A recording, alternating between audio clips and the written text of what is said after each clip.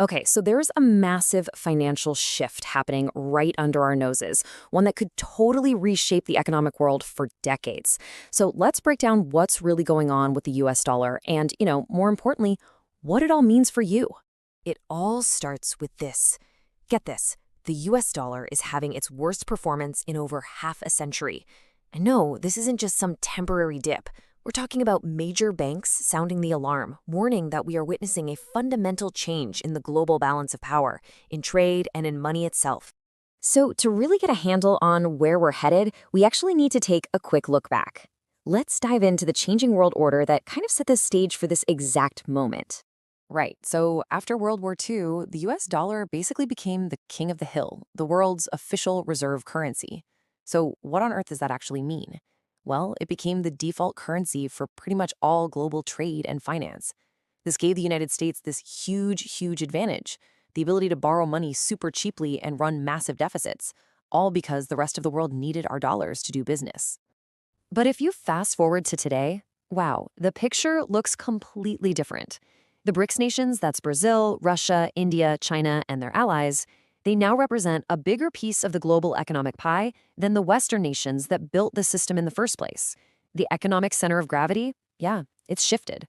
And you can literally see this shift in the numbers. Back in 2016, the dollar made up about 65% of all global reserves. But forecasts show that by 2025, that number is expected to fall to 57%. Now, that is a pretty significant drop in just a handful of years, and it signals a really clear, steady trend away from the dollar. Now, this whole decline isn't just happening by chance. Oh no, there is a coordinated strategy at play here, a game plan that a lot of people are calling the de-dollarization playbook. So, what was the big trigger? What kicked this whole thing into high gear? Well, the US decision to freeze Russia's foreign reserves after the invasion of Ukraine, that was a massive wake-up call for a lot of nations. For any country that wasn't super tightly aligned with the West, the risk of relying so much on the dollar suddenly became very real. And this has led to a whole multi-pronged strategy to build an alternative system. You've got countries now settling trade deals in their own currencies, completely bypassing the dollar. They're also stockpiling gold at the fastest rate in decades, because it's a neutral asset that can't just be frozen. And at the same time, new payment systems like BRICS Pay and the blockchain-based mBridge are being built to create totally new financial highways. There's even talk of creating a new currency, the unit, backed by a whole basket of commodities. But here's the thing. This isn't just a story about the dollar's decline. It's also a story about the rise of other massive economic powers. It's about the rise of everyone else. And when you look at the long-term forecast, they are pretty dramatic. Goldman Sachs predicts China will overtake the US as the world's largest economy by 2035. India is on track to become a $10 trillion economy just 1 year later. And by 2050, emerging markets can make up nearly half of the entire global stock market. And look, this isn't some fringe opinion.